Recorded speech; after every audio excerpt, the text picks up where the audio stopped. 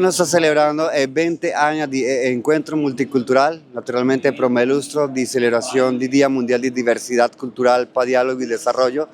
La onda Tour País, Tour Grupo que está establecido aquí en Aruba, hay oportunidad para compartir con otro de riqueza de nuestro país. Diversidad cultural, taboga para nos generar un diálogo, para el diálogo aquí aportar a un desarrollo. De forma aquí nos aportar a lo que está el desarrollo de nuestro país, generar un ambiente de paz, de unidad, para así aquí nos fortalecer riqueza de nuestro país, de nuestra multiculturalidad.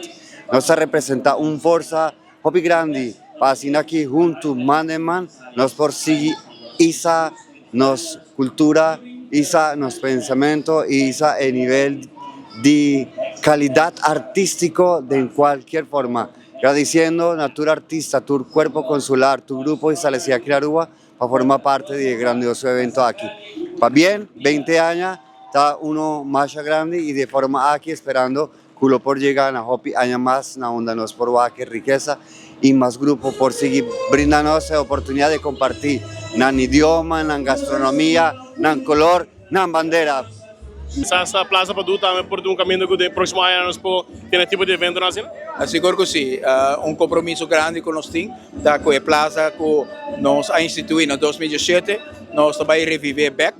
A noite não dia para política, mas nós lamentamos que durante os últimos quase 8 anos ela foi ignorada e justamente a plaza é a plaza de cultura, a plaza caminha com tata de nossa cultura a seu reconhecimento de status especial e junto com ele estão com a cana e caminha também de implantar nacionalismo de nosso coração, senhor Leo Boy, senhor Rufo Weaver, que para nós é algo hopi doloroso que durante 8 anos não é seu lugar, mas também é seu lugar back. E espero que pronto nós podemos ter um evento grande, nacional, na sítio aqui, caminho que nós podemos dar um tributo a trove, na esnan com a carga do país aqui, e a inculcar em nosso coração estimação para nós dois.